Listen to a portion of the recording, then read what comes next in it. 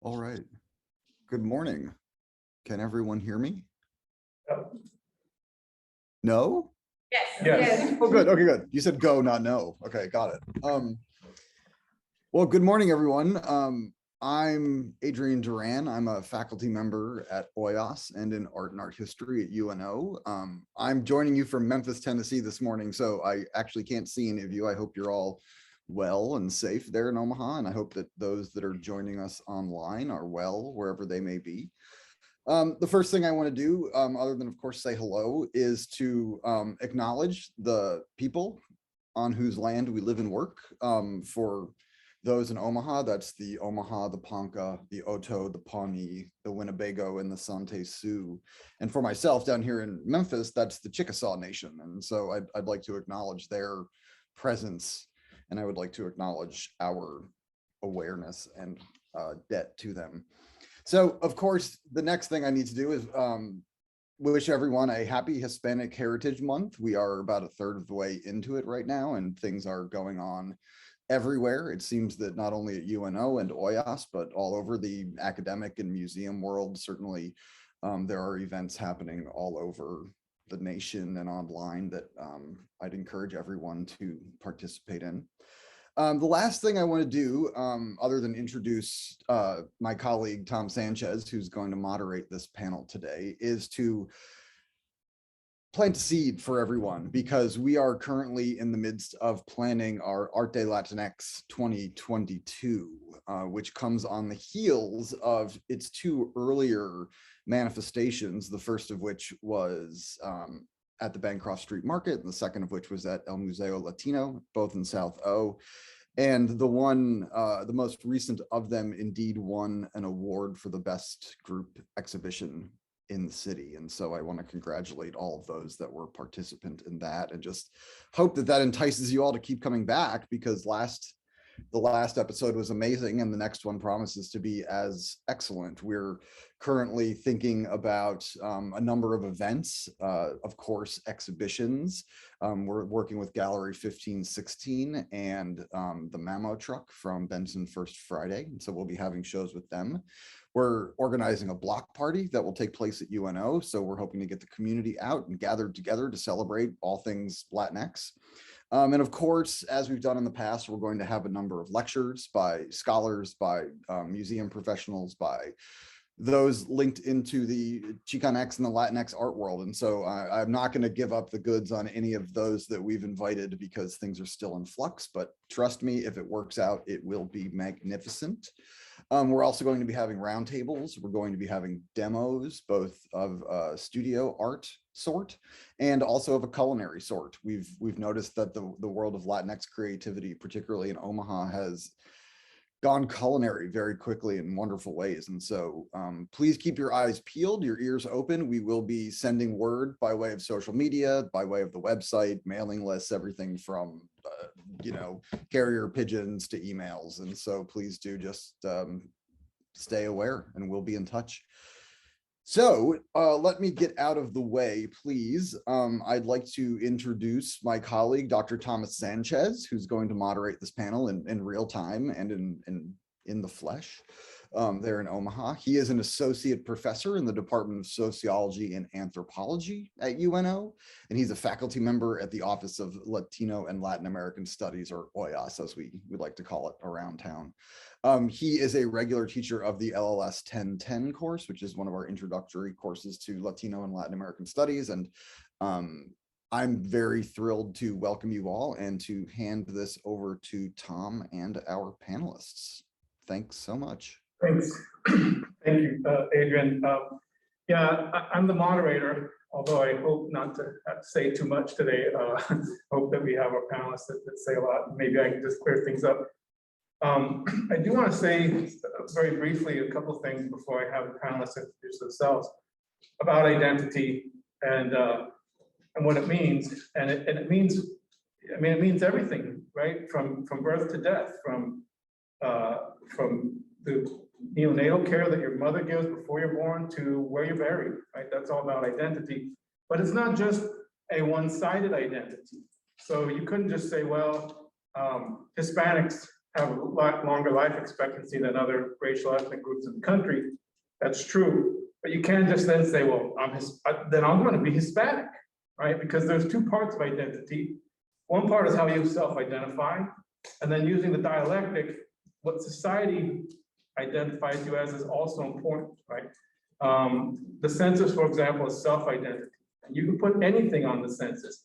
Or today you can say that I'm, whoever. I don't, but I could self-identify as Asian or African American, I don't. But society would treat me the way it treats anybody else. So I'll be honest, and my interest in identity comes from being raised in a Mexican American neighborhood, a barrio in Southeast Scottsbluff, but having a white mother. And I thought about my mother, and her last name was Sanchez for the vast majority of her life, from when she was 18 to when she passed away at 78. And because of that societal identity, even though she was European origin genetically, she was treated the way that Hispanics are treated by the healthcare system, by the Social Security Administration, by the institutions in our society. So she had the benefits of being Latina. She wasn't, and she never claimed to be. The food, the music, the poetry, the traditions, the customs, those kinds of things. And she also had the negative side of it, the mistreatment at doctor's offices, the doubt, all those kinds of things. So identity is not just self-identity, it's self and societal. And then those two kind of come together in a way. And society has a lot to say about who we are and who we claim to be and who we can be, right? Who we can be. I'm going to have, again, so I'm going to stop there, and I might interject here and there. What I'm going to do, my plan is to have the panelists introduce themselves, and then I am going to talk again. I'm going to say a little bit about what some of these terms mean, and about the history of some of the terms that, whether they use them or not, some of the terms that could come up today, and then we'll move on with some other questions. Is there room for questions from the audience at some point? Yeah, so we'll go through a couple questions that I have. And then we'll see if any of you have questions. And then if you don't, hopefully you do. But if you don't, then I have plenty of questions. Those of you that know professors, you know that we over plan. So we have an hour to speak. We plan for an hour and a half or 2 hours, because the worst thing we don't want is to be up there and have nothing to say. Well, 10 minutes, I guess we're all done, right? So no, we don't want that. So anyway, so panelists, and you don't have to do exactly this in exactly this order, but your name, your major in school, your year in school, or when you graduated, the pronouns that you use, and then what racial or ethnic term do you use to identify with. I'm not going to give you an example because I want it to come from you. Although we have examples, there was a flyer with the term on it, right? So anyway, I'm going to start on the far end with Manuela, and go ahead, Manuela, and introduce yourself to the. Hello, my name is Manuela. I'm a very fan of the office. You have heard. My major is in education, and I'm Hispanic Latino. I come to like 2 years ago. Hello, everyone. My name is Lupe Marquez Alberly.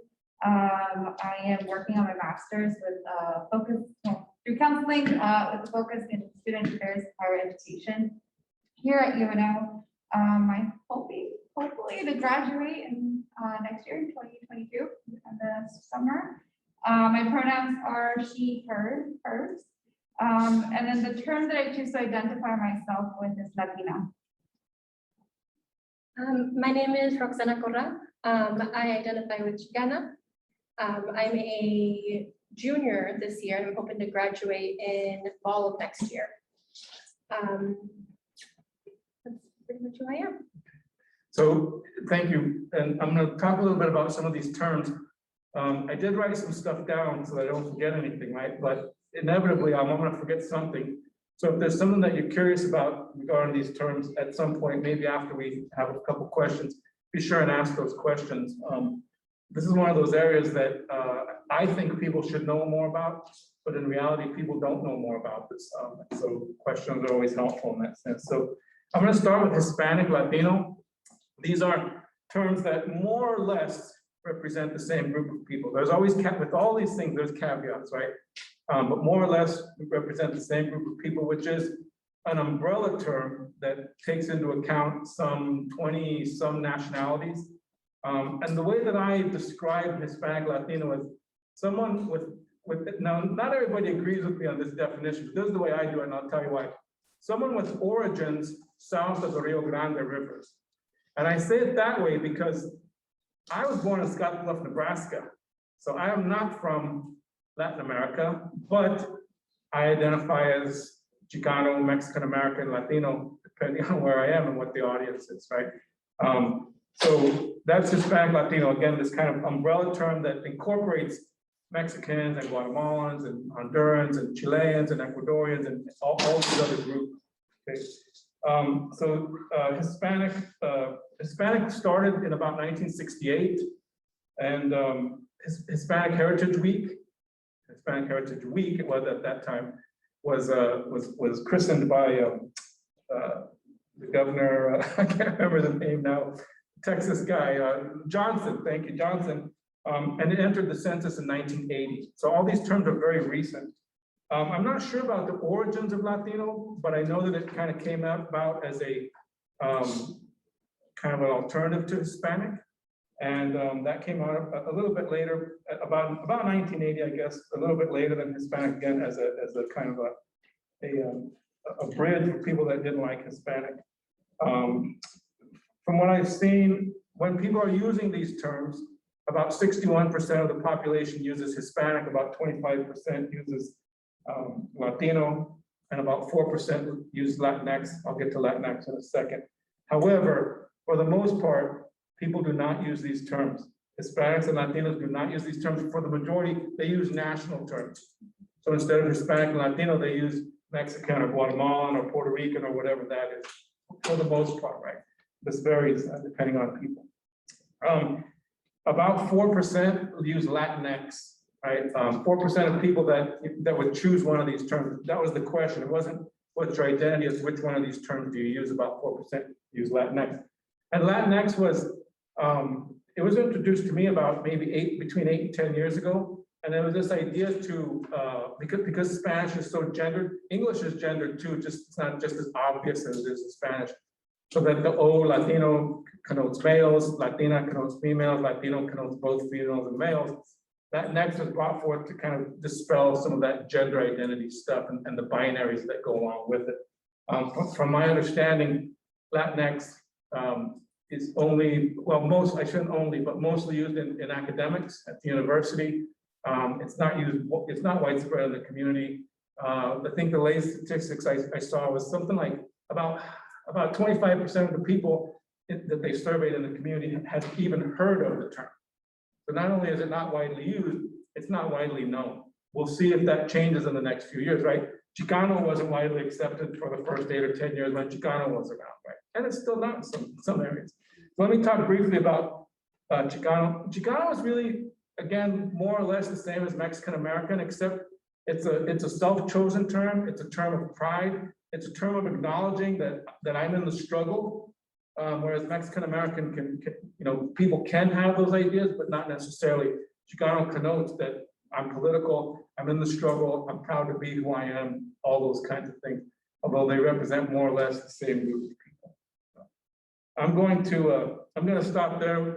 There's more that I could go on, but I'm going to stop there. And then if you have more questions about some of these terms, you can certainly ask as we move forward. So I'm going to start with these questions. I'm going to read a couple questions here, and then you can answer them as you see fit. And you've seen some of these questions, although I added some wrinkles to them. Hopefully that they're not too throw you for a loop a little bit. So the question is, what term do your parents identify with? Then that's say other family members, brothers, sisters, aunts, uncles, cousins. What term does your family use? If you know, we might not necessarily know this because, I don't know if people some people find this amusing, but when I'm hanging out with my family, we don't hang out like as Latinos. We don't sit there, in family gathering and say, you're Latino, I'm Latino too, and have these discussions because we just kind of make these assumptions about people. So I'll leave it there, and I'm going to start with Roxana. And so what term do your family members use, your parents or other family members that you I can't say that I've had an exact conversation with them asking, what do you identify yourself with? All I can really speak on is, the tidbits that I can remember growing up about them talking about who I was, who they were. I remember growing up and them saying all the time that they were Hispanics, that they were Mexicans. That I never really heard them say that they were Mexican American. I heard them say that we were Mexican American, but they never identified that as that themselves. But yeah, when it comes to my siblings, I feel like most of them would say that they're Latinas. Maybe even Chicana. I haven't really had that conversation though either, because like you said, we don't really talk about that. And I feel like maybe we should, just to see what their viewpoints are and what, where they're coming from. So I think that's a conversation that I think many Latino or Latinx households should have with each other, just to see where they stand and whatnot. So yeah. Are your parents were they born in the United States? No, they were born in Chihuahua. So sometimes that makes a difference because they're Mexican. Yeah, exactly. They're not Mexican American. I say that because growing up, we always used that term Mexican, even though we weren't Mexican, we weren't from Mexico, but we just used that term. And then later, Mexican American and Chicano kind of came in. Mm-hmm. Yeah, and I don't think saying that I'm Mexican would be completely accurate either, because I think that does neglect part of my identity, which is culturally American in many ways, but also culturally Mexican in many ways. So I just don't think that'd be the most accurate for me. And your identity as Chicana really kind of reflects that, right? Because Chicana, by definition, is what you're saying, is not really Mexican, not really part of the United States, not really accepted as a United Statesian somewhere. Exactly. Okay. So when I worked over at the Latino Center of Commitments, I taught a curriculum, and a couple of sessions dealt with identities. So we talked about these terms, the differences between them, if there were any for the most part. Just to give students, and these are high schoolers, a heads up as to think about who you are in your identity. Mostly because if you don't put a name and essentially a term or a reason behind it, there are other people who are more quickly to do that. And so in teaching that curriculum, I have the conversation with my parents. Growing up, they were always like, somos mexicanos, you're Mexican, we might live in Omaha, Nebraska, but your culture is huge, we instill these values in you. So if through those conversations and exploring, what I'm teaching my students, I would like to think that they added the language Latino to their Mexican identity. My sister, I think she attended a couple of those sessions through her own group, and I could be wrong, and I wish she were here to explain this, but last I heard, she said Latina. That could change as well, but we appreciate the sacrifices that our parents have done to come here to Omaha, for us to be raised here, and then the morals and the culture that they have taught us and practiced for us to experience that. So my parents, yeah, Latinos, but they're heavily on their nation. We're Mexican. we're American too, but we're Mexican. Anuela? My family, they born in Guatemala, they Hispanic Latino. My parents, they are Hispanic. I have two siblings, they're born here. I think they are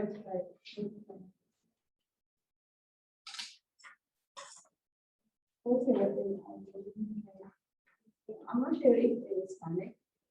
I know they're Hispanic, but they born like Chicano. But my family identify like they are Hispanic. Okay. Yeah, and again, there probably are assigned a label by society, but at some point, then they can choose whatever. To some degree, they can choose what they want to be. To some degree, again, that's you can say whatever you want. Society is going to treat you however society treats you. So the next questions, we'll see how these questions go, and then see if there's any other questions. If not, again, I have a few. how did you choose the term you now use? And how did you learn about it? And I guess, so how and why did you choose the term that you use now? And kind of like Manuela is saying, you know, how did you figure out what that term is? I'm gonna start with Lupe and then go to Manuela and then back to you. You know, like I said, growing up, my parents raised still like, you're Mexican. So I grew up with that identity of connecting it to my nationality since I was born in Mexico. But it really wasn't until college, my undergrad years, that I really started thinking about the different terms and what they mean and what I feel connected to. Dr. Sanchez class, actually, we talked about the terms in his Chicano studies class, and that's when I began thinking, okay, I am Mexican, but is there another term to describe it? Because like Rosanna said, I was, you know, raised for the most part in Omaha, Nebraska. And it's different, you know, I grew up with white peers, so I have some of that influence. So just trying to figure out what my identity was. I didn't always feel like 100% Mexican because I wasn't raised in Mexico. So there was a lot of self-reflection and a lot of pondering, you know, which one fits me and my experiences best. Yeah, I think I answered. Yeah. I like the way you put that fits me and my experiences, right? Because that all goes into it. Again, it's how we self-identify, but part of even our self-identity is how we see society reacting to us, at least sociologically. Manuela, the question it's been a while. How did you choose the term you now use, and how did you learn about it? So yeah, so you said Hispanic Latina, and how did you choose that term? How did you know that that's who you were? Because I just wanted like because I'm born in Mana, identify I'm Hispanic because my family all born in Mana, and because we did things like Hispanic and like my family they don't like make like other culture, like going to other culture, they didn't define like we have the culture area out of Guatemala because like we have culture like all in Guatemala and other culture in Mexico or I just felt like So it's really kind of like I was saying from society that you get those terms. So I can't perfectly pinpoint when I first learned about the term Chicano or Chicana, but I do remember that I grew up around an environment where those words were pretty much accepted. And I especially saw them a lot in media. You know, growing up, I listened to Chicano rap. And so I would see these people and I would learn about like where they came from and what their background was. And I figured out that it was Mexican American. And I'm like, oh, I'm Mexican American. I must be Chicana too. And ever since that, it just kind of stuck with me. It's like that just feels the most accurate, the most pinpointed identity for myself.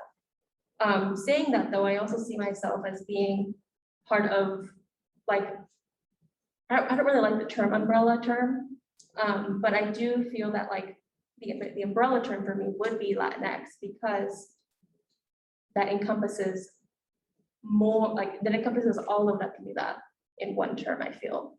But at the same time, it shouldn't be all in one term, if that makes sense. But yeah.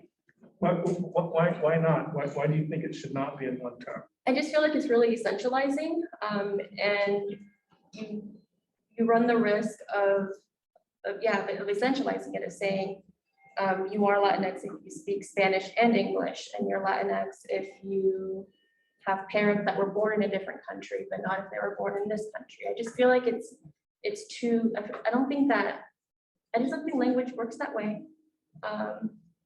Yeah.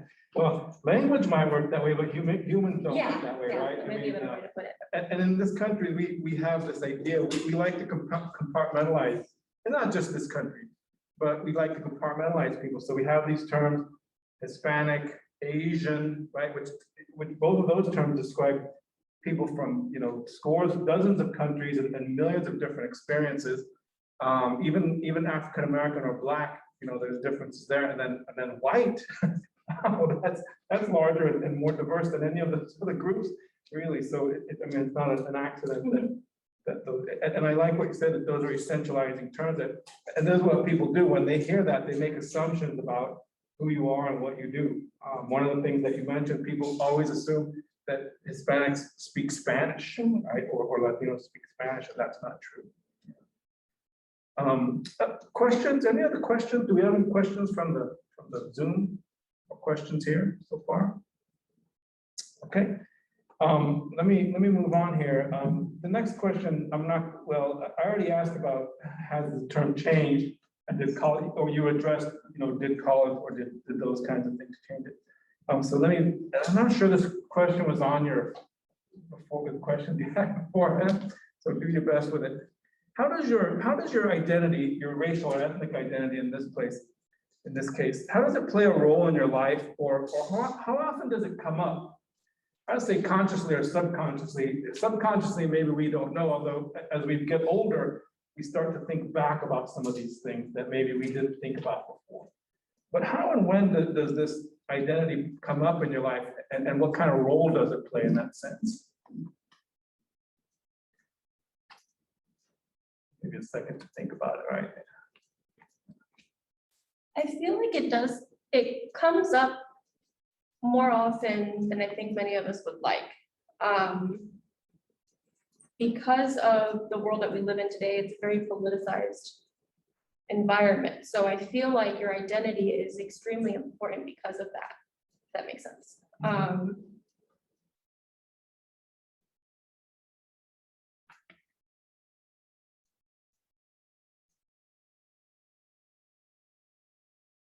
Yeah, I'm sure.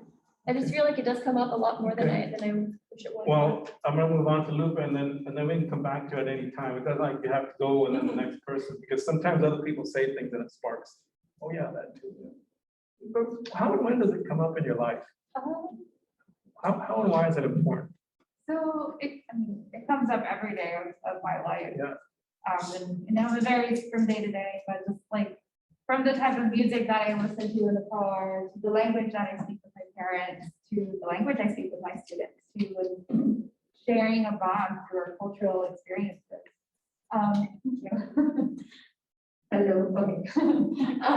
So I think that's a really big influence, in just like the little basic things. But just thinking about that question and your intro with your mom, you know, I'm currently expecting, and so there's a lot of factors that I deal with just because of my race and my family background. So it's just like I'm more susceptible to gestational diabetes. I am, you know, more just susceptible to like other things like high blood pressure and XYZ. So it's just like those are the things that I would have never thought about unless I was in this situation. That you don't think about how it influences you. So it's interesting how, I don't know, maybe I wouldn't identify as Latina or Mexican, but there are factors that do in a broader term that are outside of, I guess, in my control in a way. Mm-hmm. Yeah, and that might be where, you know, I said subconsciously, well, do we really overthink subconsciously? Although on reflection, sometimes we think, well, maybe that's why that happened or that was there. Yeah. Manuel, how does this come up in your life, your identity as Hispanic Latino? And how often does it come up, and how and when does it come up?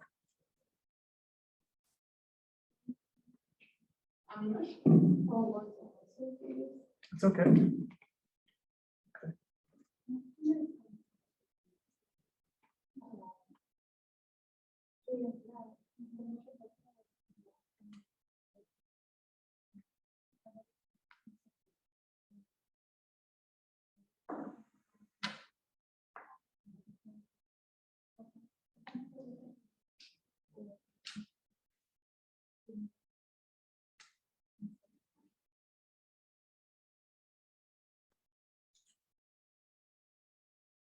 For me, it's the language, because I speak more Spanish and English.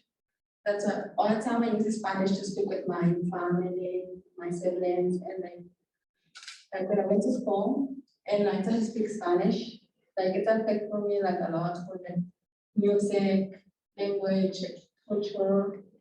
Like it's a little hard, but for me, it's good to be Hispanic Latino because you can like you have more culture and you can learn more. Like I come here 4 years ago and I'm not speaking English.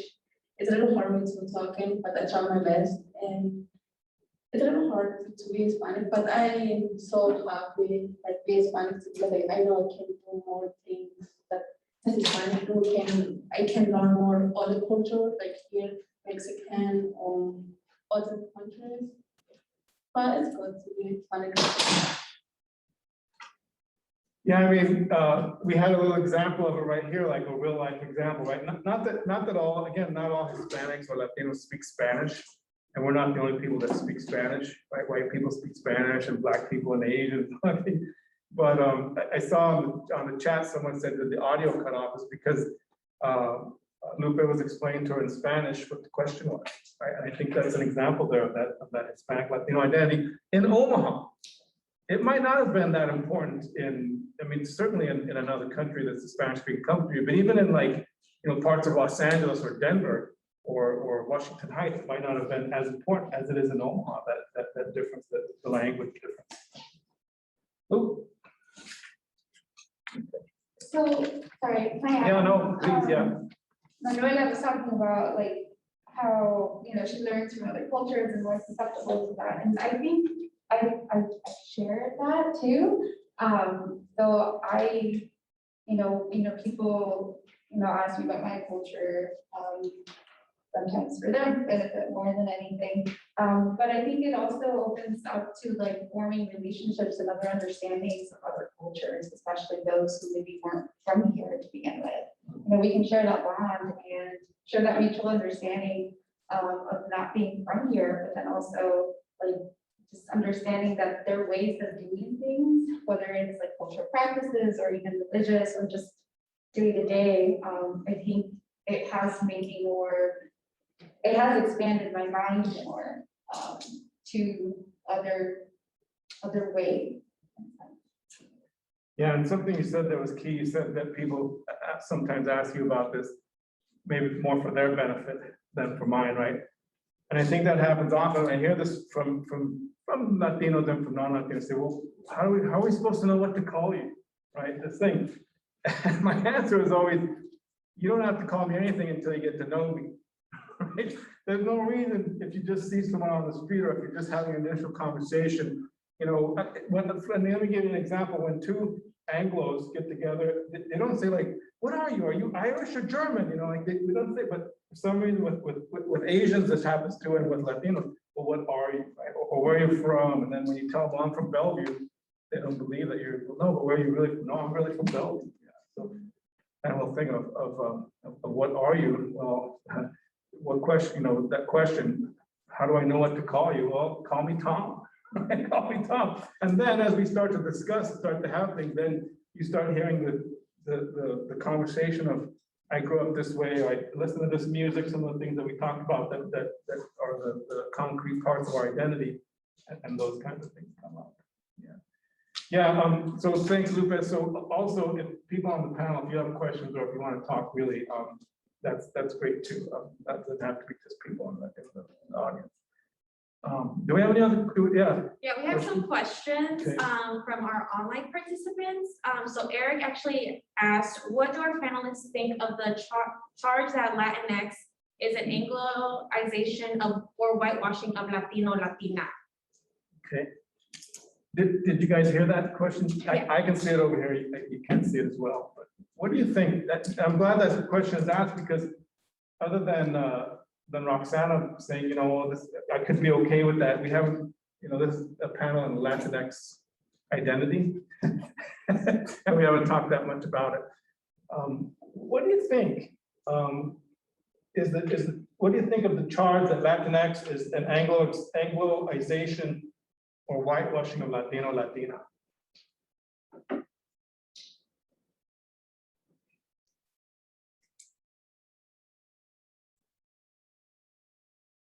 This is, I feel like I get really I don't know if confused is the right word, but in my experience of learning about Latinx as a term, I'm studying art history, so I read a lot of Latinx art history books that I've been really enjoying. And the way that it's written there, it almost seems like Latinx is a term that centers, I don't know if the US experience is the right way to put it, but just a non-Latin American experience of Latinidad. And I don't know if that's completely true or if that's just part of it, because of course I'm still learning about it, so I don't know all of the answers. But I feel like Latinx as a term is because, or as no, I don't know if it's a term, but as the spelling of Latinx, I feel like it's important, or not maybe, I just need to gather my thoughts first. It's a hard question because I speak English as well as Spanish. So to me, saying Latinx or Latinx it's not hard to say. Yeah. And I feel like if the worry is like grammatically, I just don't think that for me, that's my biggest worry, if that makes sense.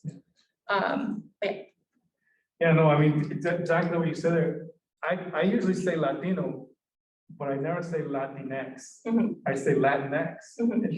It doesn't flow off the tongue like Latino. Yeah. Latinx, I think it's hard for me to say Latinx or Latinx.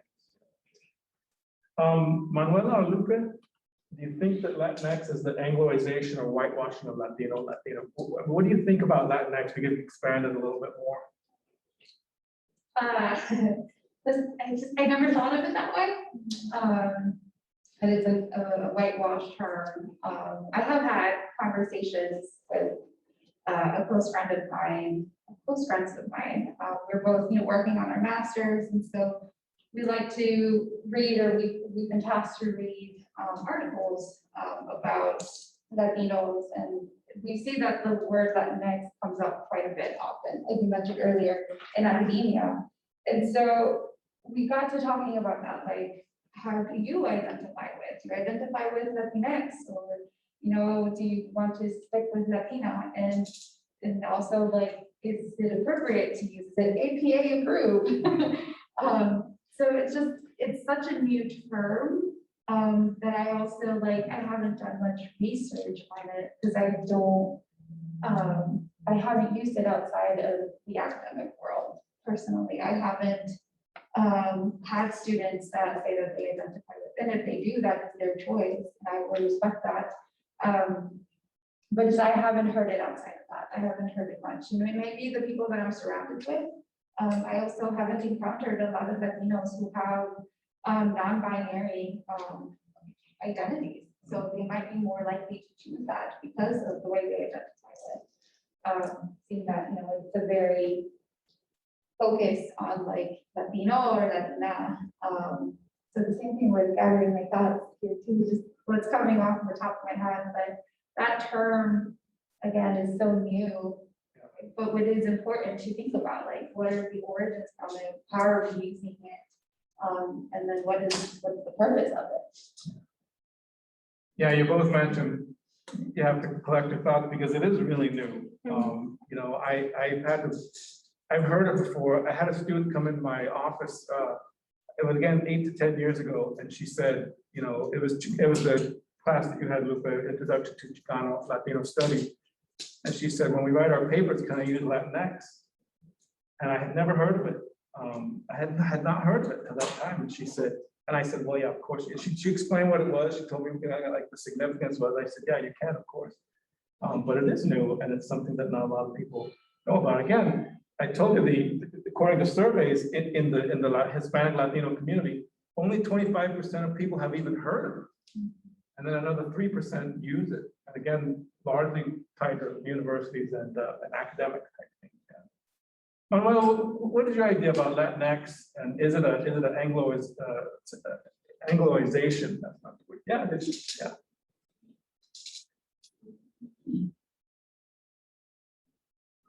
Not sure. Oh, I'm going to ask. Okay, well, no, and that kind of goes along with what we're talking about here. Yeah, I mean, don't understand the term, and a lot of people don't. I've heard, I've read some articles about older Chicanos and older Latinos.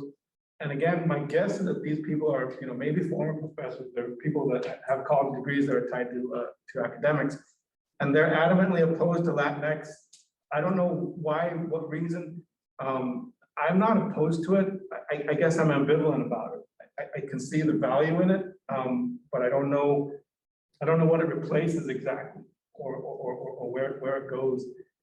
But there are people in the community that are vehemently against using that term and against having it. But as I said before, there were people previously that felt the same way about Chicano, and there still are, that are adamantly, no, I don't like that term. And I'm talking about some Mexican Americans that don't like that term. So Latinx might be that kind of that new term that gets chosen or not chosen. Are there other questions up here? How does the history? So here's the question. I guess you can see it on Zoom. Does the history of the land impact how we identify? Before 1848, it wasn't the United States, and what of those who have that ancestry that transcends these historical moments, events? Anyway, so does the history of land, let me just expand it to not just talk about land, and I'll follow this up, but how does history enter into what you know about or how you identify? What do you know about that history, and how does it enter into how you use that term and how it becomes meaningful in your life? Manuel, what will you start?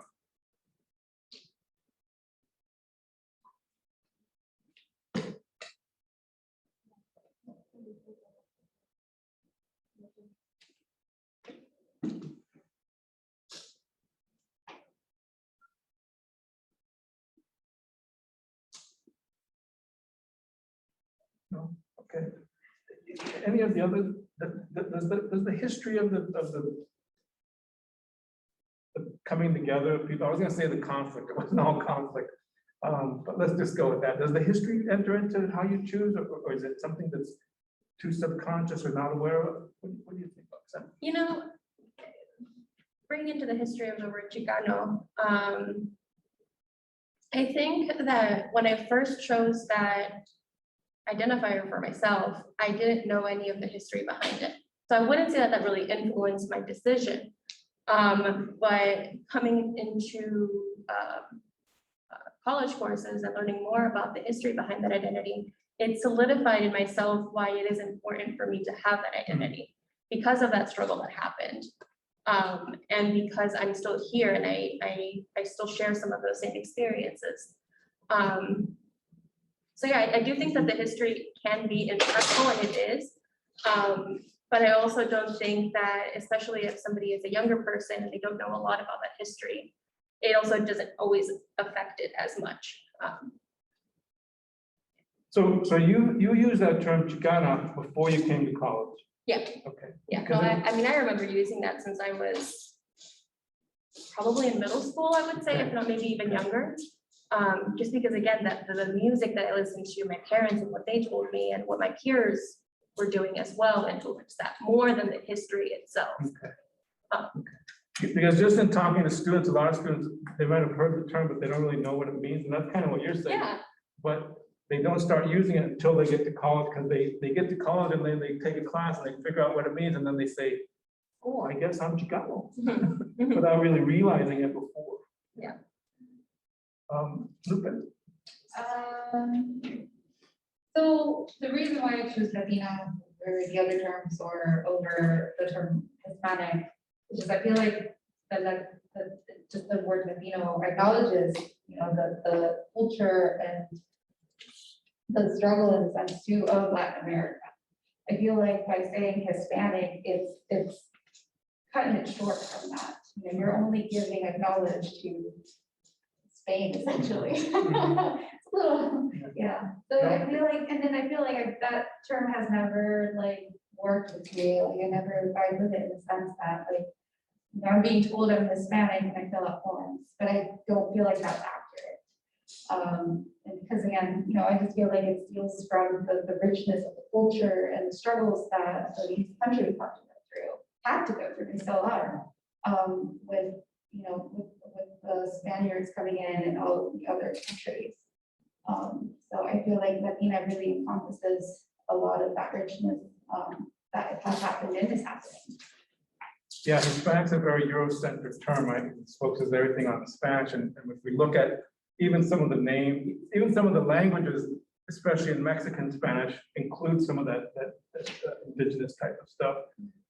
My understanding is that Hispanic came about kind of, you know, institutionally and nationally as the anti-Chicano term, right? Because the Chicano movement was hot and heavy in the late 60s and 70s, and here's where you see Hispanic come up, so that we can steer people away from the Chicanos, who they saw as dangerous and radical, and might have been and probably more dangerous and radical, and more towards a mainstream Hispanic kind of issue. You know, you said something also. I remember when I was 20 and 21 and 22, going to conferences and meeting people who were in their 50s like I am today. And I remember them saying, you guys are still going through that stuff today? You're still talking about, like, we thought we settled that stuff back in the 70s. These were the kind of the original Chicanos, right? And I think the same things when I have students in my class that say things like, well, I want to be, you know, Mexican American or Latino, but I don't really feel like I am because I don't speak Spanish. And then I think the same thing, I'm like, wow, we had the same thing 40 years ago. And so it's still with us today. It's still happening. And I don't see an end to it. I really don't see, which, as Manuela said, I think it's a good thing, right? It adds to the richness. Lupe, you said this too, of who we are, the privilege of being Hispanic, Latino, Latinx, Chicano, you know, whichever term we choose. Yeah. I'm going to, any questions here in the room? I'm gonna go back to some of the other questions that we have here, and then we'll go back to the Zoom. Why do you think, so we talked a little bit about Latinx and how new it is, and then I mentioned also Chicano was at one point kind of in that realm. But the question is, why do you think people have such a hard time accepting new identity terms, either for themselves or for others? And I say that because I told you that there's some elders in the Chicano or Latino community who really don't like Latinx, and I kind of myself thought, well, why do you care what younger people or older people call themselves? But let me ask the question again. Why do you think people have such a hard time accepting new identity terms, either for themselves or for others?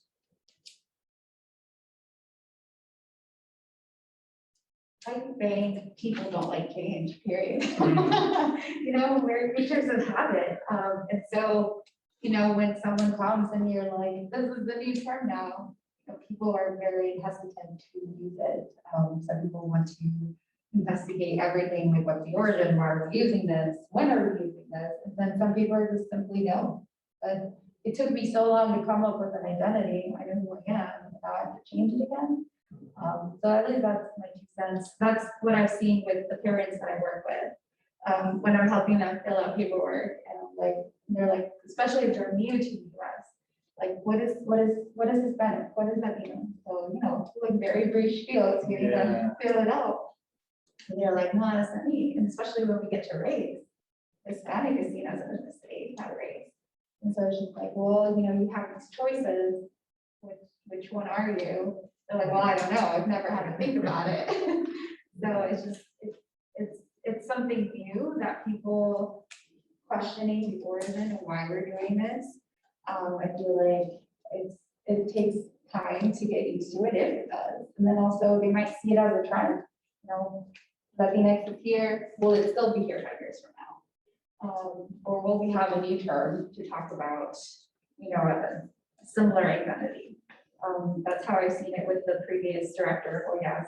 She posted a couple of things, you know, talking about like why certain generations don't think that term applies to them, because again, they see themselves as Latino and Latina, they don't see the value or they don't understand, you know, this new term and how it can be applicable outside of academia.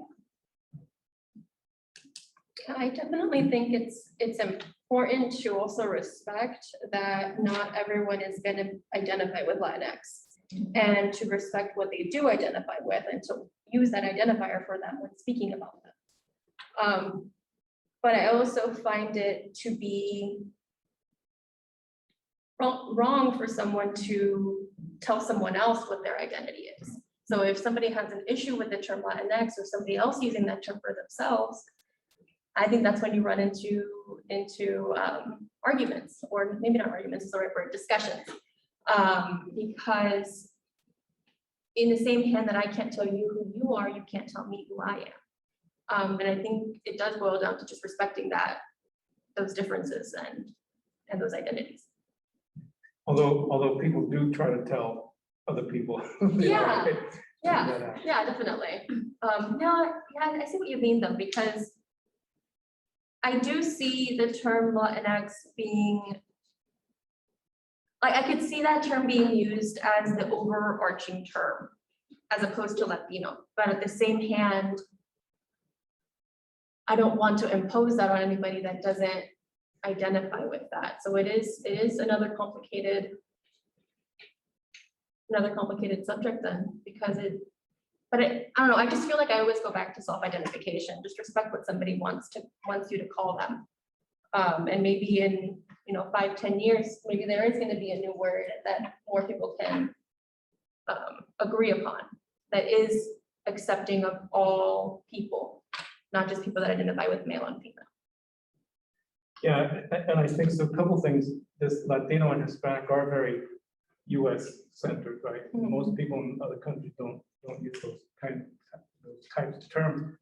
And then, relating to, I said, some people want to tell you what you are. I've heard a number of stories of people that maybe are not from the United States, immigrants, and they go to register their children for school, or they go to get medical care, and they're filling out the form, and there's the box to check.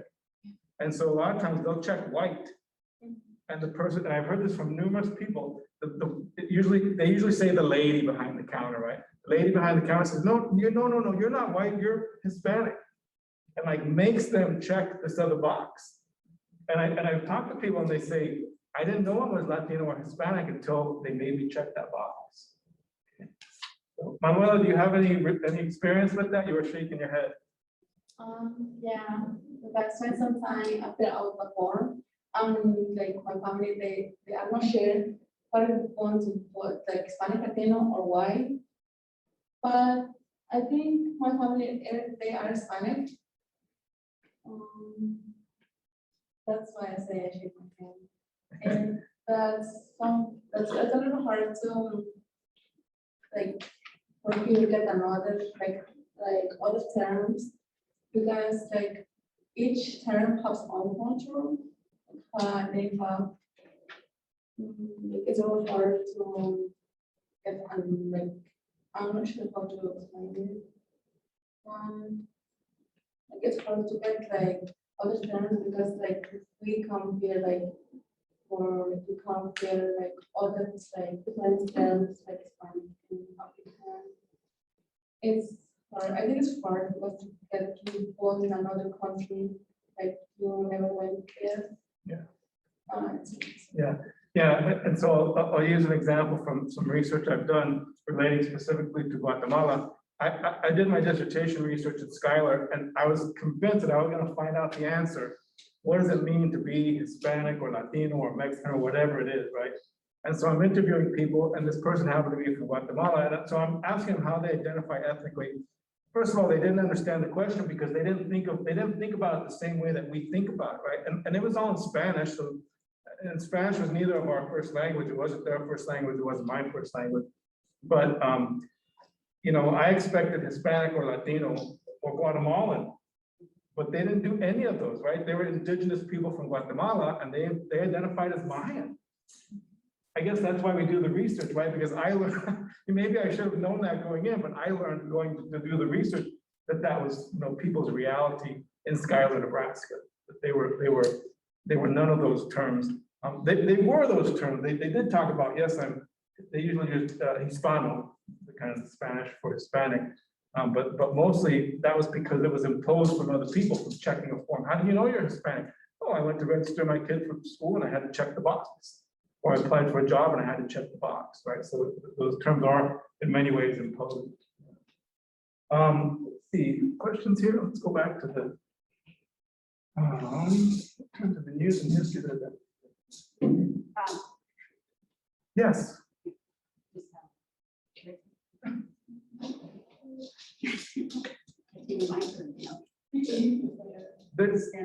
If you, I think there's mics in the ceiling, so if you're loud enough, they should be able to hear it. Okay, good. Well, thank you all. It's been so wonderful to listen to you. I'm Teresa Alumni. I'm the Associate Dean of the College of Public Affairs and Community Service. And the other day, I think it was Tuesday, when we had the Maria Bonita truck out here, you know. And so I was coming out of the college with the dean and our administrative support staff, and I was just talking about, you know, Maria Bonita truck, and I said, hey, you get the privilege of being with someone who's 100% Mexican coming out here to the plaza, right? My mom and dad are both from Mexico, so I've always considered myself Mexican and Chicana. And so then my dean, who's a nice guy, I mean, John Barton, he's a nice guy, said, oh, you're not Mexican, you're gringa. And I'm like, oh my God. And so I kind of wanted to elevate this conversation a little bit because, you know, here we go in terms of the use of humor in our culture, right? I mean, because he missed it. And then he said something that I think is kind of racist, you know? So here we go in terms of like, always kind of like assuming that the humor and what the people don't get about our humor, but trying to make the best out of a situation that's really ugly. And so I said to him, you know, the research has said with regard to identity, I said, people can go back 3 generations and still identify culturally with being Mexican. I said, so they don't lose those values. So I was trying to basically educate him, take him to school. But you know, you know where he's at. But I'm saying this because I think it was a learning issue of like, you know, it started out as being kind of like a fun thing to say, but then for an oppressive statement to be kind of inserted in that, which is, you're not Mexican.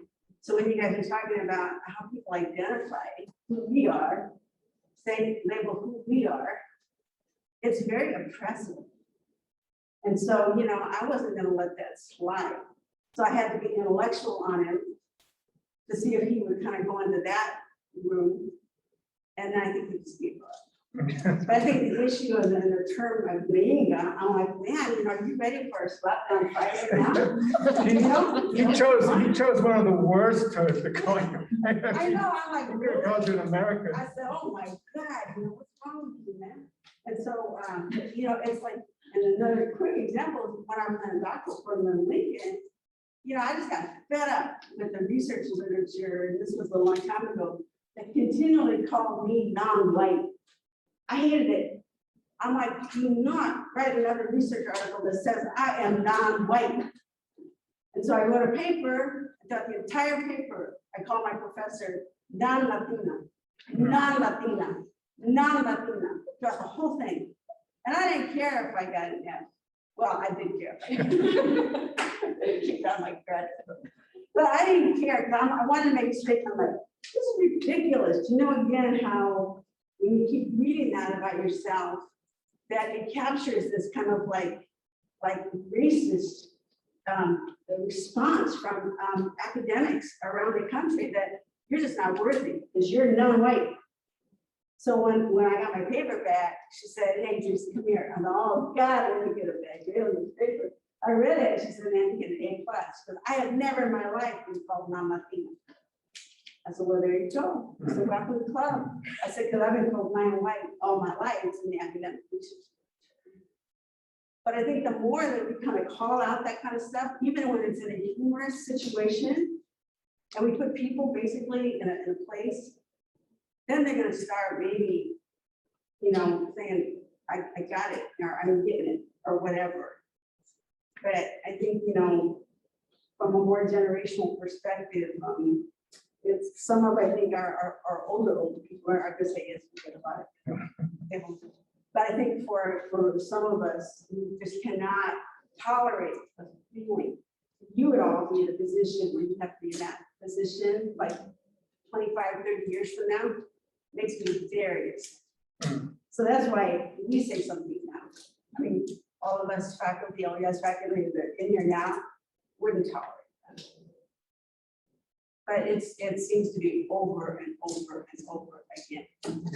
Yeah, I'm always, and I won't go into too much detail, but I'm always shocked when those kind of comments come up because I'm not expecting them.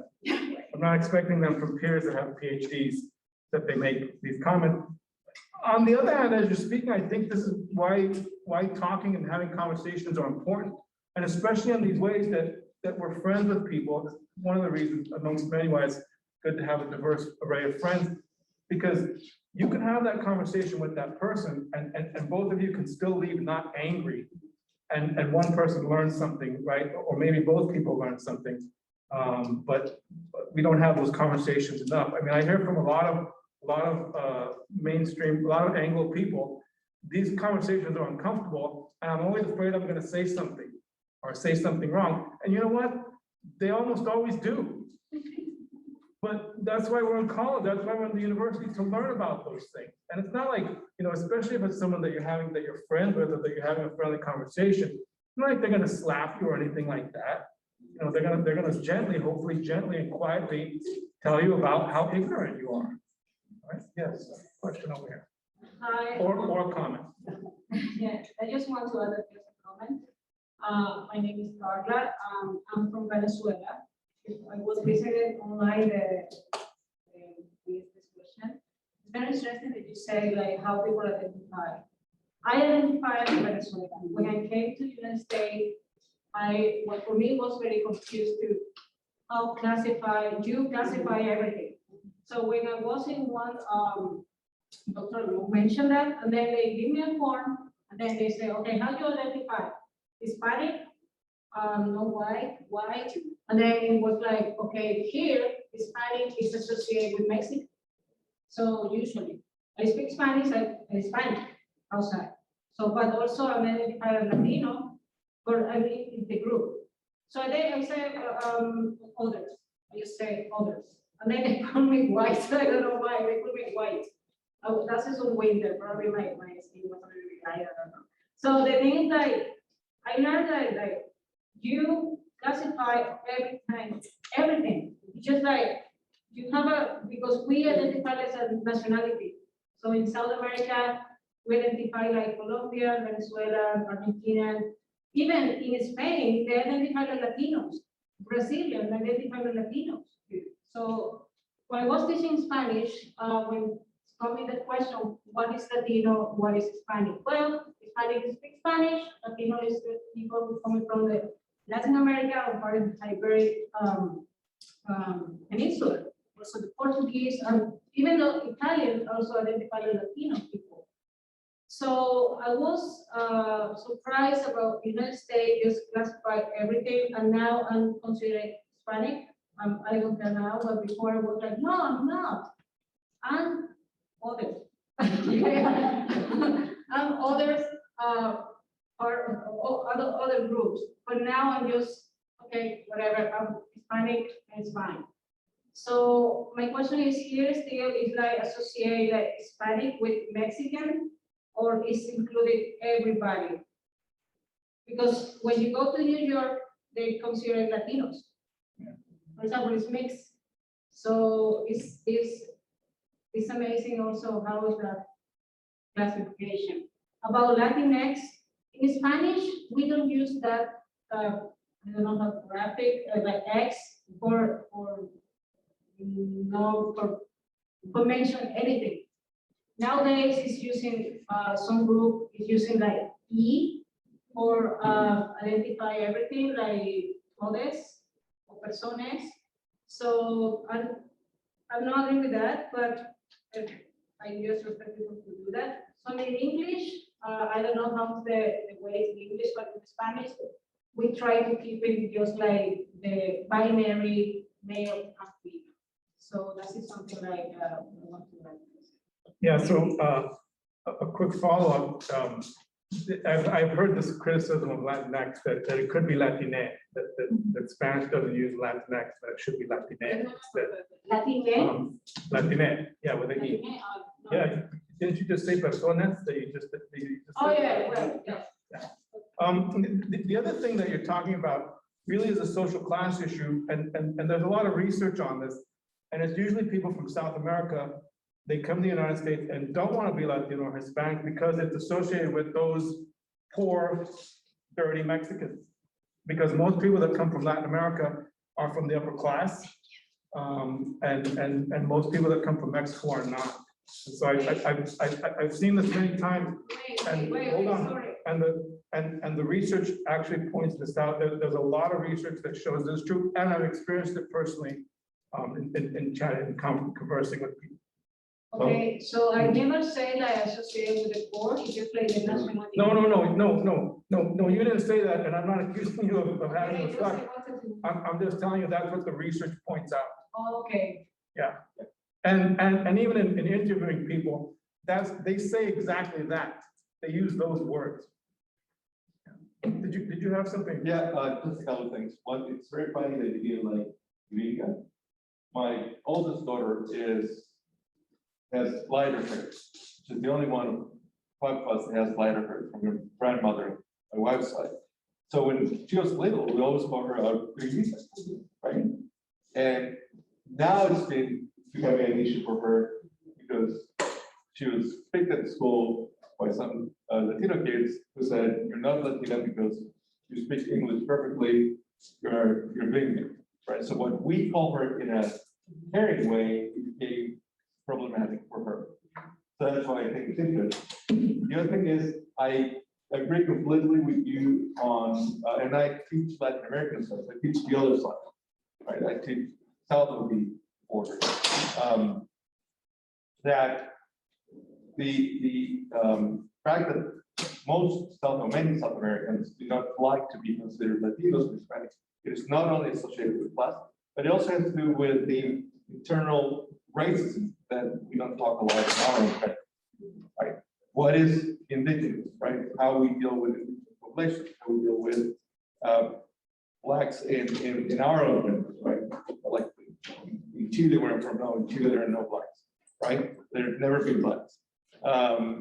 It's a founding myth. So that influenced also the fact that when I did my dissertation, I asked Chilean immigrants, say, are you Latino, Chilean, or gringo? And they say, no, I'm not Latino. Latinos are Mexican, and I'm not Mexican, right? And that argument was very clear. Some of them would actually refer to define themselves as gringos because they were white and less Chileans. So it's class, but it's also our own history of racism. Right, and for that reason, it differs somewhat by country, because the history of the country, Argentina, has a very different history than Mexico, for example, in terms of when slavery was outlawed and then who was allowed or encouraged to immigrate or not immigrate. So those differences always come up there, yeah. I think it also talks about too, you brought up a point, Carla, about how like, it also deals with who tells you what the term is first, and then, right? So just like someone who maybe doesn't understand the word Hispanic or has a misconception of it, and maybe, like, especially people who are like, oh, you're Mexican. They may look brown, but they're not Mexican. So it's just like it runs into that, and you're like, oh, that's Hispanic. And then it's like, no, it actually isn't. But that's your first impression, your first view of that is through someone else's eyes who maybe fully doesn't encompass and understand the different terms that are out there. Yeah. Sometimes just for joke, I just say like, when I'm from Venezuela, people say, where is that? I say, well, I'm South Mexican. I'm South Mexican. That's it. That's it. Just, okay, yes, I'm South Mexican. So it's just a joke. So like different cultures, but we in South America, we consider like Latinos, that there are music as well. We call Latinos. But there are no music to say we Spanish. It's more like Latinos. That's why we consider Latinos. I didn't know about Chile. So I'm South Mexican, so yeah, good. I just want to add a little bit more to the comment about Latino. The term, because it's associated with Europe as well, with Italians, Portuguese, and Spanish. And actually, the term Latin American emerges in the 19th century precisely as a way in which the French could justify their presence in Mexico. And so what united them was the fact that they were Latinos, so Latin American. So again, with language, nothing is pure, everything's a bit complicated. So it's kind of navigating that world. Yeah, as someone who studies languages, professional language, I always say this about food, right? As someone who doesn't study food, is not a professional food preparer, that there's no such thing as authentic because of all that mixture, right? No, oh, is this authentic Mexican food? Like, the only authentic Mexican food was the one from my mother's kitchen, right? Other than that, nothing's authentic. Who was not Mexican, but. Exactly, right, good point, yeah. There's a question up here, and I'm just gonna read the last part of it. This person says that their elders have passed, and how does he, I think he wants to reconnect with his Mexican roots. How can we reconnect with our culture respectfully and thoughtfully? And one way is to come to stuff like this. Another way is to come to other OLLAS events and try to learn some of those things. Take classes, right? This is another way, even if someone has a degree, they can come back and take classes.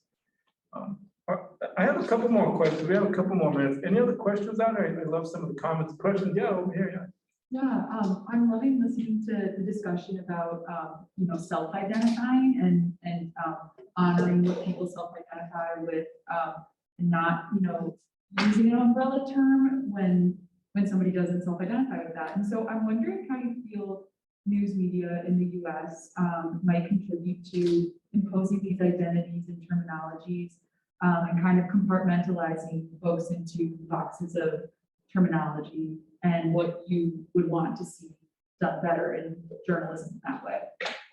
Yeah, definitely. I actually, it's funny you say that because I just was reading an article where the headline had said that identified this person as Latinx, but oh gosh, I can't remember the name of the person now, but there was this whole controversy behind it because this person doesn't identify with Latinx and is very like opposed to somebody calling him that. And so to me, I think on the journalist, it's just about doing your due diligence and realizing what does this person that I'm writing about identify with. And, it's just part of doing your homework and making sure that you know what you're talking about. I also, so you mean like, for example, if the person is feel like I'm Latinx, so I write Latinx. But yeah, like that. Sorry, can you repeat that? So is this a person feel like, I mean, interview somebody and then the person like, I feel as a Latinx, identify as a Latinx. So I use the terminology Latinx. Yeah, In English. Okay. Or Latinx, I mean. I also think it also deals with what is the purpose of putting a label or an identity to a person, because a lot of the times it's not necessary. It's just like, what is the message? Is it needed? Like the same thing, like whenever something happens, so let's say KETV reported on something. If they're Latino, they like to say if they're undocumented or not, or what their legal status is. But just like, is it relevant to what the story is? If it's something about like identity or their culture or XYZ, awesome, mention it to what they identify with. If not, stop and think, what is the purpose of putting the label to someone? Yeah, and it's not just media. I see this with my sociology colleagues, where they'll do this survey and they'll say, well, and they ask the race question, and then they say, but we don't have enough answers from, whatever group. What should I do? Throw them out.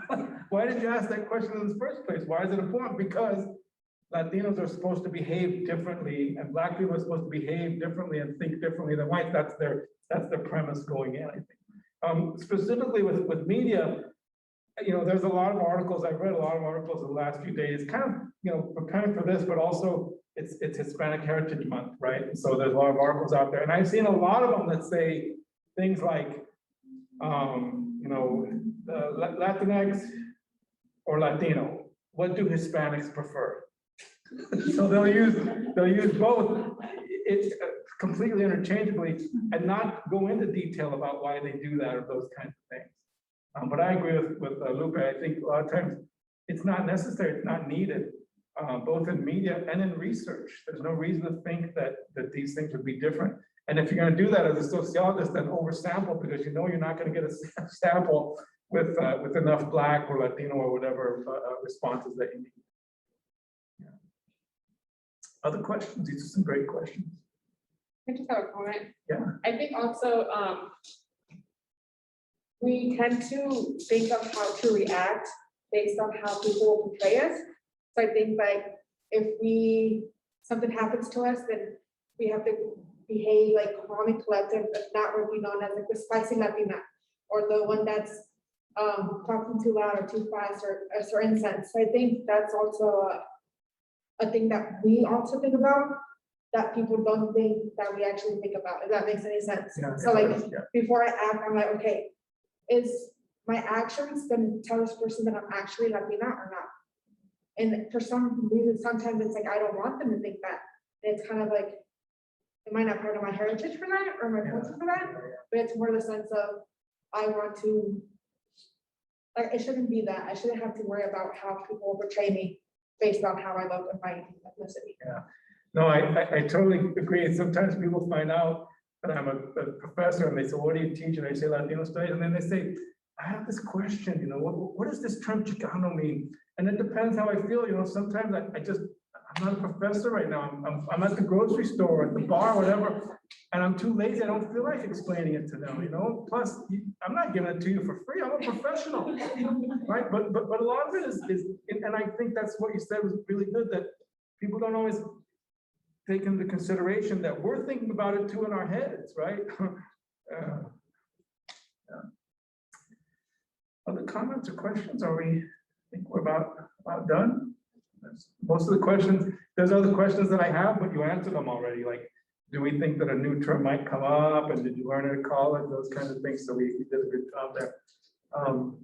Anything else? Okay. I think I'm gonna end this here. Can we give our panel a